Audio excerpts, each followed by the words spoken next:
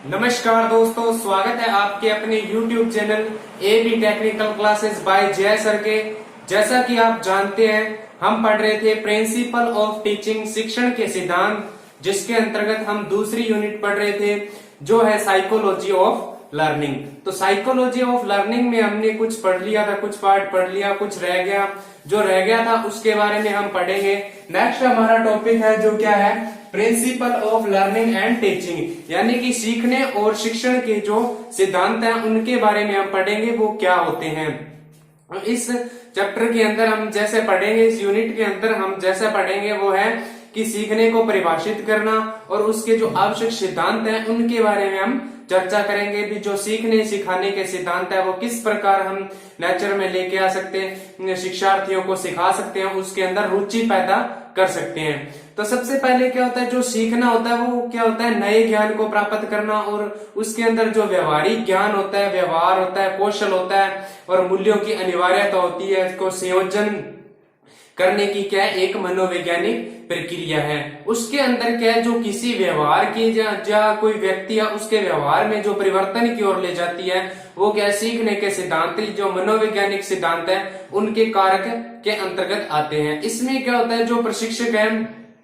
वो क्या है, जब तक शिक्षार्थी क्या होता है, जब तक पढ़ने के लिए तैयार नहीं होता, या शिक्षक होता है जो पढ़ाने के लिए तैयार नहीं होता, तब तक की संभव नहीं है कि वो जो शिक्षार्थी है उसको कुछ सिखा सके या उसको कुछ पढ़ा सके।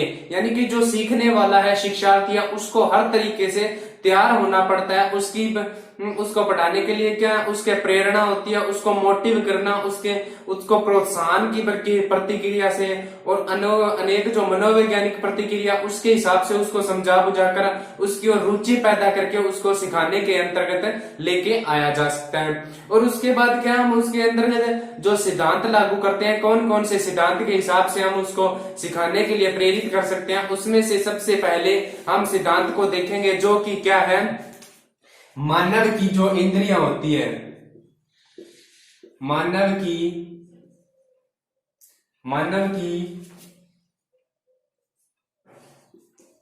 इंद्रियों के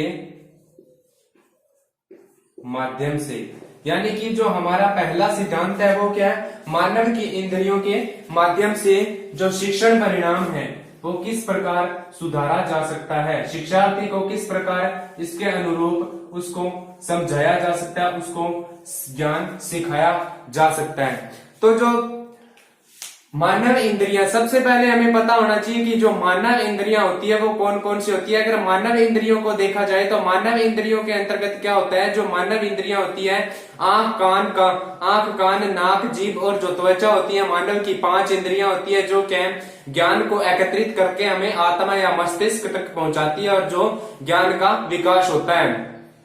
तो मानव की इंद्रियों के रूप में क्या देखा जाता है कि जो सीखने की चीजें उसको क्या वस्तु के रूप में समझाया जाता है, शिक्षार्थी की उत्तेजना के प्रतिक्रिया उसकी जो महसूस किया जा सकता है। वास्तविक में सीखना क्या एक परिवर्तन है जो कि शिक्षार्थी में होता है। जब तक वो सीखता है उसके अंतर्गत परिणाम जरूरी है, और उसकी जो मानसिक और शारीरिक जो प्रक्रिया है इंद्रियों द्वारा पूर्ण करके उसको समझाया जा सकता है, उसको सिखाया जा सकता है। उसके साथ साथ क्या उसके विचार है, उसकी विषय वस्तु और जो परिणाम होते हैं, समय शिक्षार्थी प्रतिक्रिया करके वो क्या नए ज्ञान को शिखर तक पहुंचाता है और उसके अंदर क्या कुछ आदतों को सुधार ला सकता है। जिसलिए इसके लिए क्या जो मशीनें होती हैं, उपकरण होती हैं, उनका सामग्रियों का संचालन करता है।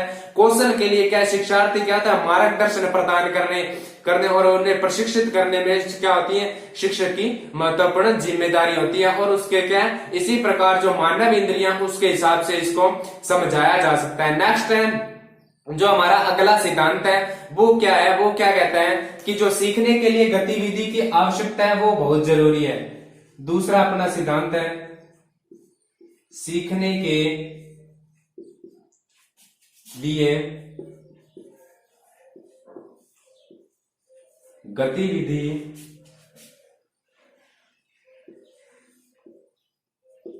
की आवश्यकता।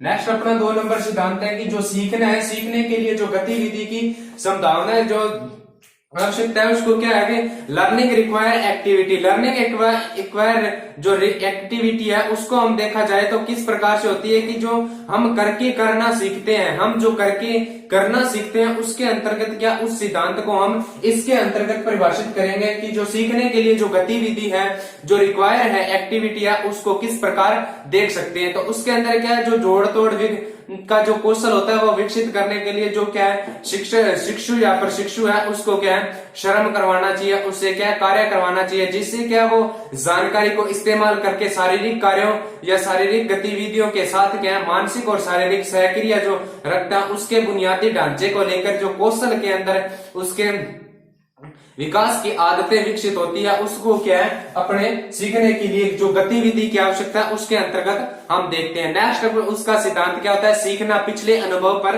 आधारित होना, यानी कि जो सीखना है वो पिछले अनुभव पर भी आधारित होता है। पिछले अनुभव पर किस प्रकार आधारित होता है कि हमें पीछे से क्या ज्ञान है, पीछे हमने क्या सीखा है, उसके हिसाब से सीखने के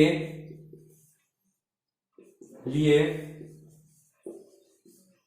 पिछले ज्ञान पर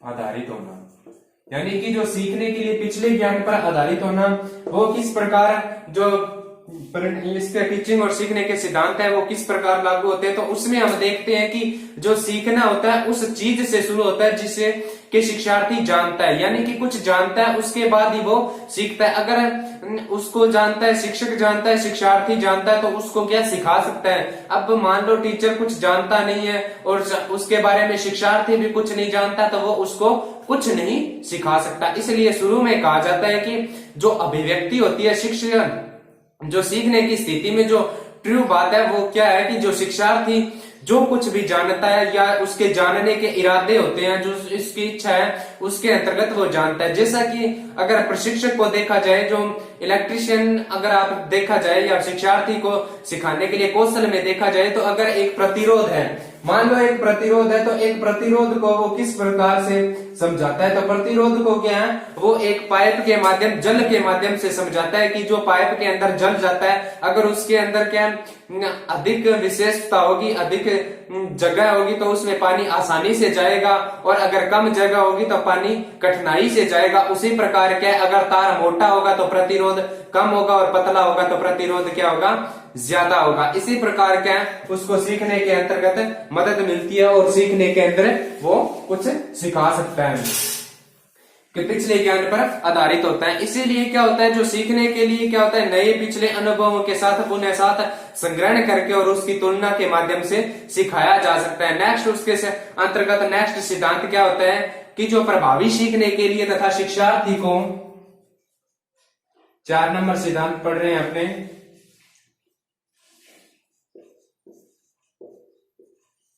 प्रभावी सीखने के लिए तथा शिक्षार्थी को तैयार करने के लिए रुचि की आवश्यकता, यानी कि जो शिक्षार्थी है उसको सिखाना है, तो उसके अंदर क्या है शिक्षार्थी के अंतर्गत प्रभावी जो सीखना है उस सीखने के लिए उसकी रुचि जरूरी है। रुचि का अगर देखा जाए तो उसके क्या है उसको उसके अंदर इंटरेस्ट होना चाहिए। इंटरेस्ट है तो वो उसके अंदर क्या है रुचि क्या होती है, इंटरेस्ट क्या होता है एक आंतरिक भावना है जो मनुष्य के अंदर शारीरिक या मानसिक रूप से, अगर मानसिक रूप से देखा जाए तो उसके ऊपर उत्पन्न होती है। वो किसी चीज को देखकर उसमें इंटरेस्ट पैदा करता है कि हम इसमें कुछ नया कर सकते हैं। इस हिसाब से उसकी रुचि को बढ़ाकर हम उसके साथ तैयार हो सकते हैं। जिसके अंतर्गत क्या होता है कि जो इसके अंदर क्या है जो व्यक्ति कुछ काम करने के लिए ध्यान आकर्षित करने का कारण बनती है। जिस प्रकार मैंने बताया आपने देखा कि ये कुछ ऐसा हो रहा है तो हम ऐसा कर सकते हैं, तो उसके अंदर क्या रुचि आ गई। इसी प्रकार क्या है प्रभावी सीखने के जो व्यक्तित्व या उसको शिक्षार्थी को तैयार करने के लिए इंटरेस्ट बहुत महत्वपूर्ण योगदान देता है। इसके साथ क्या होता है जो उद्देश्य होता है उसके साथ एकाग्रता की भावना बढ़ती है रुचि के साथ, और वास्तविक शिक्षण होता है उसके शिखर तक पहुंचाने के लिए जो प्राप्त अनुभव प्रशिक्षक होता है वो शिक्षार्थियों की परिस्थितियों के अनुसार क्या उसे जो कार्य है वो सीखने के लिए प्रेरित करता है, और इससे क्या सीखने की स्थिति मजबूत होती है। इस प्रकार जो क्या है प्रभावी सीखने के सिद्धांत पर इसको जो रुचि के द्वारा उसको सिखाया जा सकता है। नेक्स्ट सिद्धांत क्या होता है, जो प्रभावी सफलता है उसके लिए सिर्फ शुरुआती सफलता की संरचना बढ़ जाती है। नेक्स्ट है प्रभावी सफलता के लिए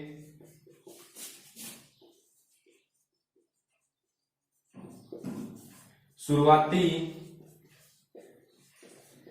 सफलता की संरचना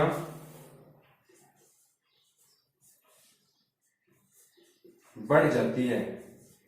यानी जो सीखने के सिद्धांत है इसके अंतर्गत क्या होता है, प्रभावी सफलता के लिए जो शुरुआती सफलता की संरचना किस प्रकार बढ़ जाती है कि जो प्रशिक्षण के कार्यक्रम में जो शुरुआती चरणों में क्या होता है, प्रशिक्षुआर्थी होते हैं जो सीखते हैं उसके अंदर क्या है, जो प्रशिक्षक होता है जो पर्यवेक्षण के अंतर्गत उसका मार्गदर्शन करता है उसके हिसाब से क्या है उनको क्या कार्य के प्रति उसकी रुचि में विकसित करने में मदद करेगा, जिससे क्या उसे जो कार्य दिया गया है। उसके बाद प्रशिक्षक की ये जिम्मेदारी होती है कि उसका जो शिक्षार्थी को कार्य करना उसका परिणाम सफलता के रूप में हो, उसको जो कार्य दिया वो सफल हो सके, और उसके साथ में जब उसको संतुष्टि होती है तो क्या उसके साथ वो आगे सीखने में मदद करता है। उसको हमने कुछ छोटा कार्य दिया, अगर उसने उसको सफलतापूर्वक कार्य कर दिया, अगर उसको आगे देंगे तो उसके अंदर क्या रुचि पैदा होगी, उसके साथ क्या शुरुआती सफलता अगर उसको मिल गई तो आगे वो करने में इच्छुक होगा। इसी प्रकार से क्या है ये इसके अंतर्गत उत्प्रेरित या प्रेरित करता है। नेक्स्ट क्या है जो इसके हिसाब से हमने पढ़ा, नेक्स्ट है अपना, आप इसका स्क्रीनशॉट ले सकते हैं या इसको लिख सकते हैं कि जो हमने 5 जो सिद्धांत पढ़े हैं वो इस प्रकार है। क्वेश्चन में पूछा जाता है जो मानव इंद्रिय माध्यम से शिक्षण किस प्रकार परिणाम इसके अंदर महत्वपूर्ण भूमिका निभाता है। नेक्स्ट है सीखने के लिए गतिविधि की आवश्यकता, सीखने के लिए पिछले ज्ञान पर आधारित किस प्रकार होता है इसके बारे में हमने जाना। नेक्स्ट हमारा 6 नंबर है सिद्धांत क्या कहता है,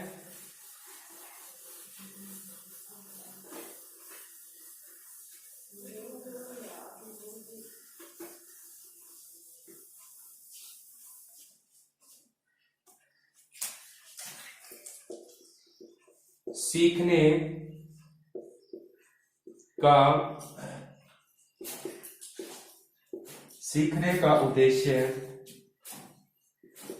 उपयोग, अनुप्रयोग से सीखने में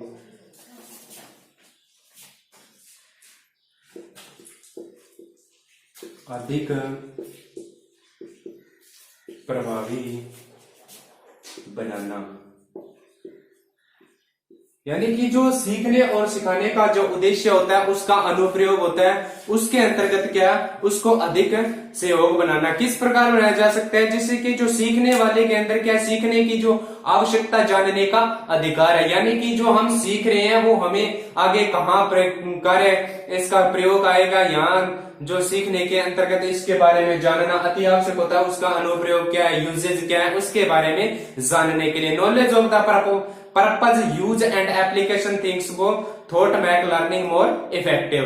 तो उसके अंदर क्या आता है कि जो वह शिक्षार्थी होता है उसकी रुचि शिक्षा के जो उद्देश्य है वो समझाए कि उसका क्या उद्देश्य है। प्रशिक्षक कार्यों के व्यवहारिक जो अनुप्रयोगों के बारे में जो सैद्धांतिक जानकारी है वो प्रशिक्षक शिक्षार्थियों को बताए। उसके साथ उसके जो सीखने वाले हैं जो सीखना चाहिए उसके समग्र ज्ञान से संबंधित जानकारियों की व्याख्या करने में क्या है सक्षम होना चाहिए। इस प्रकार क्या है वो एक अच्छा शिल्पकार बन सकता है। नेक्स्ट क्या है, प्रभावी शिक्षण के लिए निरंतर मूल्यांकन की आवश्यकता है। यानी कि अगर हमें प्रभावी शिक्षण बनाना है तो प्रभावी शिक्षण बनाने के लिए क्या है निरंतर मूल्यांकन की जरूरत होती है।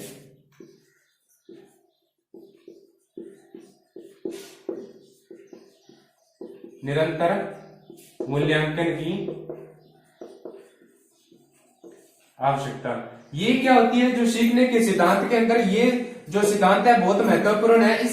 इसलिए महत्वपूर्ण है, जो प्रभावी शिक्षण अगर हम उसको बनाना चाहते हैं तो उसके अंदर क्या है, जो मूल्यांकन है, जो इवेल्युएशन है, उसको क्या है रेगुलरली इंक्लूड करना जरूरी है। उससे क्या होता है, जो शिक्षार्थी होता है उसके अंदर क्या है इंटरेस्ट होता है या आगे वो मोटिव होता है उस कार्य को करने के लिए। जो हमने यानी उसको सिखाया, वो सीखने में वो उसने कितना सीखा, क्या कुछ उसमें कमी रही, वो सब कुछ क्या है उसे देखकर वो नेक्स्ट जो करेगा उसमें सुधार लाने की कार्य करेगा।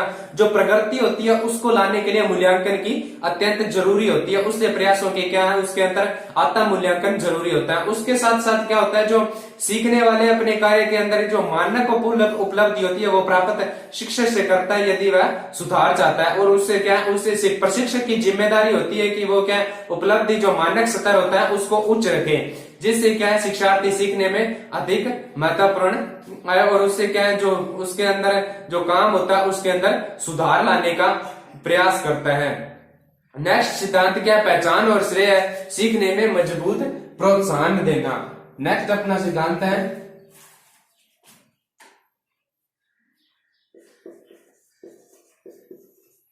पहचान और श्रेय सीखने में मजबूत प्रोत्साहन देना, जिससे क्या है शिक्षार्थी अपनी रुचि जो कार्य करने के अंदर जो इंटरेस्ट है वो अधिक रख सके। इसी क्या अगर हम प्रोत्साहन देंगे तो वो क्या है, उससे क्या वो जो कार्य होता है प्रशिक्षक वो बहुत अच्छी तरीके से करेगा। और उससे क्या है, जो प्रदर्शन है, जो डेमोस्ट्रेशन है, उसमें क्या है अधिक सुधार लाने की और अधिक उम्मीद की महत्वाकांक्षा रखता है। भले ही जो अच्छा प्रदर्शन सीखने के लिए के वाले की जिम्मेदारी होनी चाहिए कि, लेकिन कार्य जो श्रेय देने वाले प्रशिक्षु होते हैं और उसके बाद बीच जो उत्तेजना होती है उनको लाने की कोशिश करनी चाहिए, जिससे क्या है सीखने के अंदर वो अधिक रुचि ले सके। नेक्स्ट है अपना जो प्रभावी सिद्धांत है, वो नेक्स्ट अपना सिद्धांत है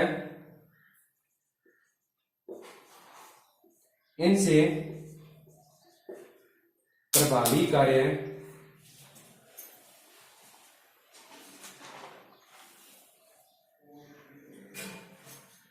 प्रभावी शिक्षण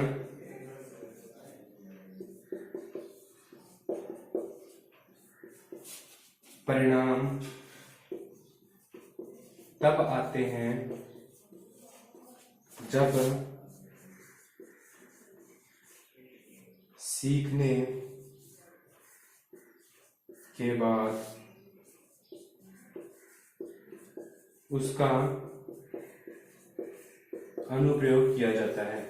यानी कि जो सीखने का जो सिखाया गया उसका जो परिणाम तब आता है जब जो उसको सिखाया गया उसका अनुप्रयोग किस प्रकार से किया जाए, उसका अनुप्रयोग करते हैं तब हमें पता चलता है जो हमने कार्य सीखा उसका यहाँ बहुत उपयोग हो रहा है, इसलिए हमें इसका फायदा हो रहा है, एडवांटेज इसकी मिल रही है। तो उसके अंदर क्या होता है, जो शिक्षार्थी होता है, जो प्रशिक्षक होता है, शिक्षार्थी में बड़े हिस्से को भूल जाता है। जब उसे अनुप्रयोग करने का अवसर मिलता है या मिले या लगातार उपयोग ना करे तो वो क्या इसके अंदर उसको भूल जाता है। इसलिए उसको क्या लगातार उपयोग करना चाहिए। जो सीखी गई जानकारी होता है उसका उपयोग करने के प्रयास करना चाहिए, जिसके क्या वो याददाश्त में रहे, उसको याद रहे। अगर रोजाना प्रयोग नहीं करेगा, एक आधे दिन छोड़कर करता है तो भी उसे कुछ रहता है, लेकिन रेगुलर उसको एक दिन 2 दिन इस प्रकार करते रहना चाहिए। अगर ऐसे नहीं करता है तो वो क्या भूल जाता है। इसलिए क्या है जो क्या प्रभावी शिक्षण अनुप्रयोग करते हैं तब उसके अंतर्गत अपने उसको भूलते नहीं है। उसके बाद अपना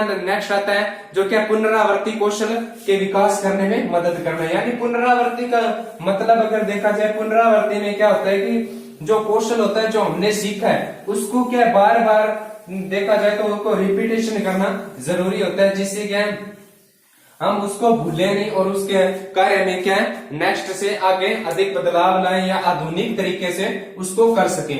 तो अपना नेक्स्ट जो टॉपिक है वो 10 नंबर है, उसके अंदर क्या है पुनरावृत्ति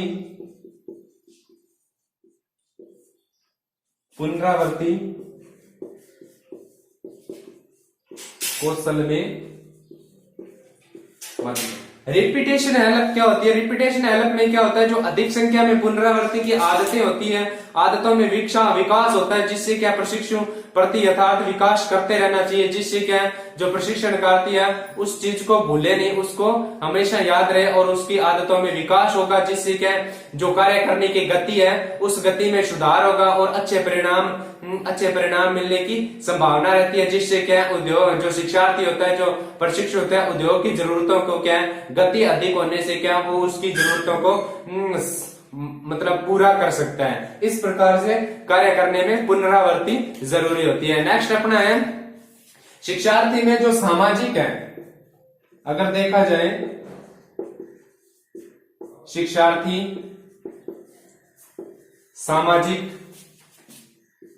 और शैक्षिक जो पृष्ठभूमि है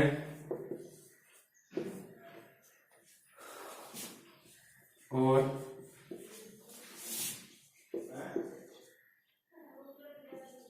समझने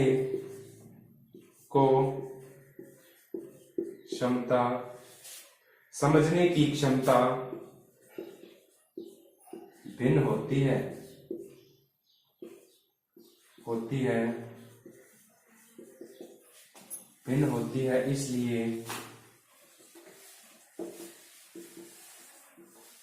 इसलिए शिक्षार्थी